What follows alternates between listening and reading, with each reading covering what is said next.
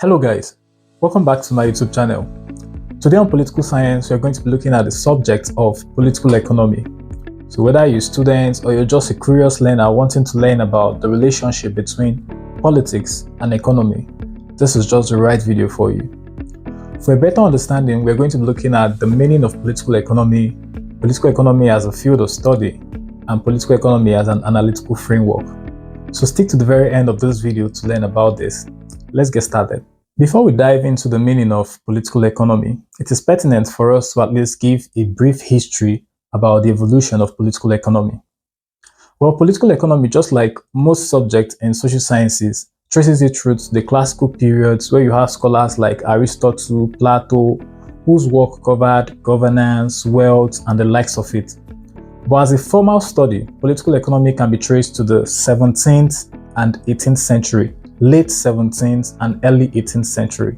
And of course, this was during the Enlightenment period, which coincides with the rise of capitalism. And this rise of capitalism very much complements the economic growth that was witnessed at major parts of the world as at that time.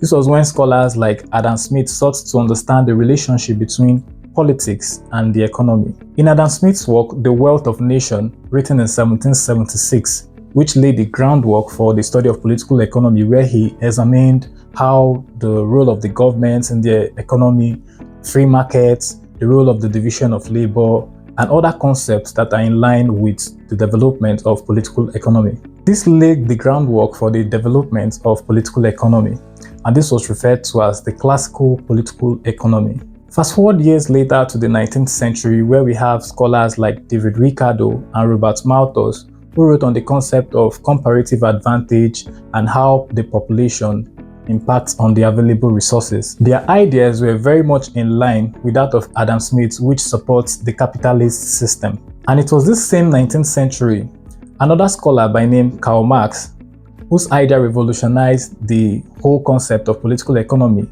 came and then he critiqued the whole idea of the capitalist system as espoused by Adam Smith. He was of the view that capitalism only breeds inequality. This idea of Karl Marx sought to understand how this political and economic relationship shapes the society by diving into concepts like you have class struggle, social relations, relations of production, social classes, and the likes of it. I know you're getting a little bit confused. Don't worry, we're going to talk about that later on. Fast forward years later to the 20th century, political economy adopted a broader analysis by including the roles of institution, culture, behavior, and how it shapes political and economic activity. This is when political economy became interdisciplinary in the sense that it borrowed ideas from other disciplines like sociology, religion, psychology, geography, and other social science subjects. What then is political economy? Let's look at the two words, politics and economy. Politics has to do with making decisions, government policies, and law, while the economy has to do with production, distribution, and exchange of goods and services. In fact, the market. So political economy tries to look at the interaction between how government decisions, policies, and laws, how they shape this production, distribution, and exchange of goods and services. Or in fact, to rephrase it, it looks at the relationship between power and market. So political economy studies how government policies tends to shape the market and also looks at how this market tends to shape the government policies. See, this goes both ways. But this definition of political economy, which concerns the interaction between political system and economic system, is lacking because it fails to take cognizance of how this interaction also shapes the society. And this is because individuals, businesses, social groups, and social classes in the relations of production influence power dynamics and also determine economic outcome. I know you're a little bit confused. You've heard about social classes now, and then you've heard about power dynamics, you heard about relations of production. Let me give you a brief example on how this works. A business owner has 5 workers who works under him. This can generally be understood under the concept of social classes. A business owner is a social class, while the workers is another social class on its own. Now, this business owner owns the means of production, which includes the land, the factory, the capital, and the resources used in the business, while the workers just offers their labor power. This relationship between the business owner who owns this means of production and the worker who offers just their labor power is known as the relations of production. And this business owner, through his wealth, can be able to influence power dynamics in the sense that he can be able to approach the government and try to lobby his way for the government to adopt policies that will be favorable to him. This is as the government might adopt policies that are favorable to the business owner over that of the workers. This is known as the economic outcome. So this in fact tells you how individuals, businesses, and social classes also plays a role in shaping economic and political outcomes, and also how this political and economic system also shapes the interaction that goes on between individuals and businesses in the society. We move back to the next, which is the field of political economy. Political economy is often regarded as a subfield in the field of political science. We have other subfields like comparative politics, international relations, and other subfields in political science. So one of them is political economy.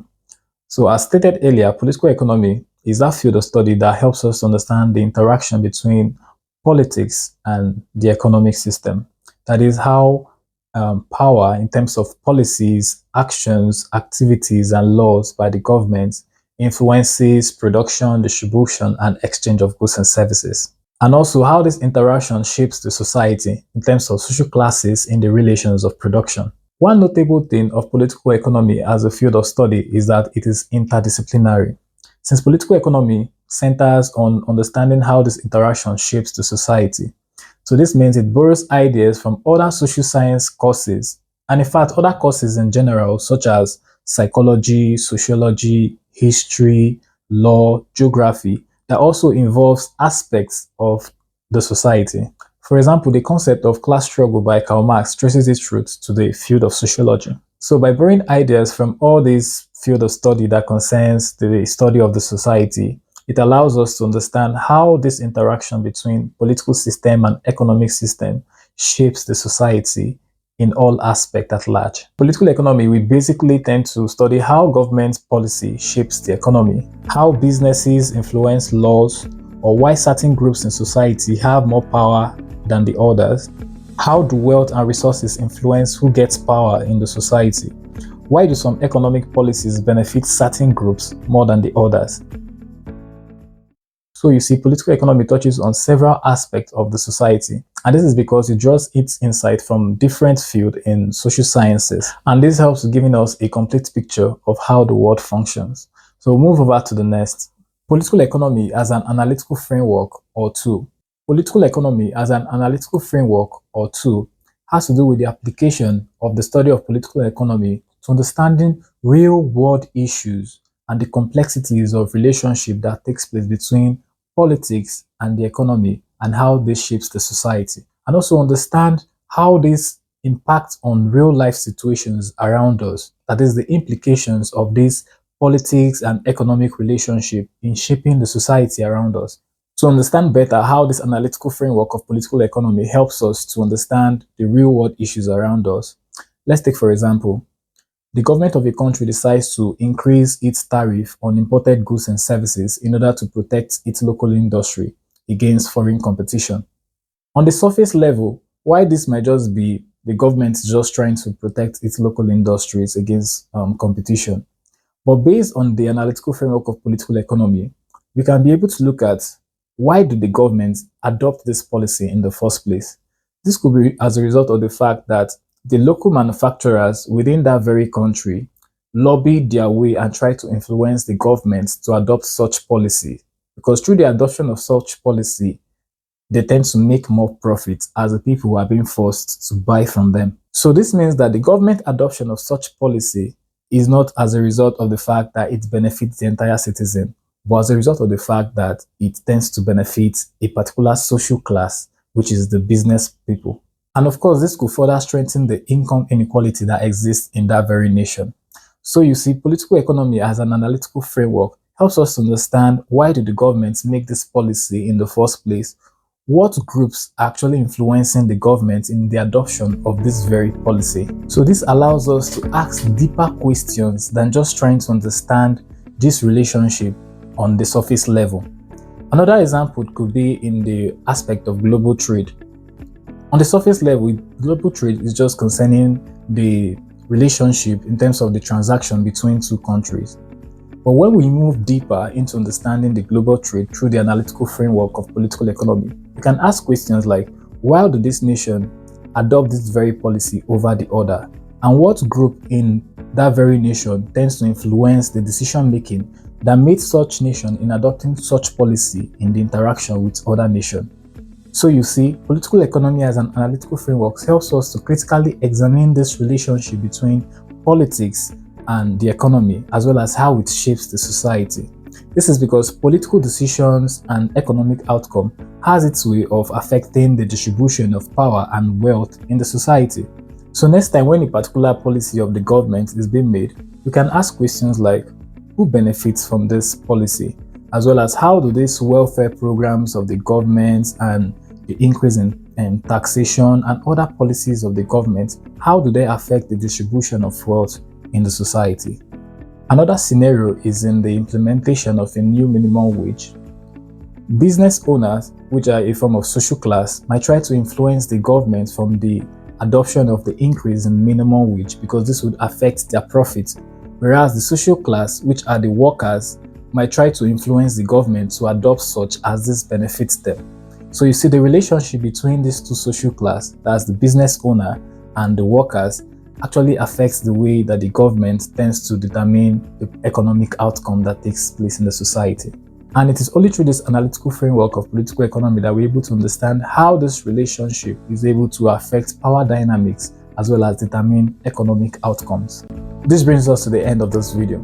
From all of this, the takeaway is political economy simply helps us understand the world around us as policies, as rules or regulation that impacts on production, distribution and exchange, how they tend to shape the society which we live in. If you have any question, don't forget to drop it in the comment section. Don't forget to like, don't forget to share, don't forget to subscribe. See you in the next video. Thank you.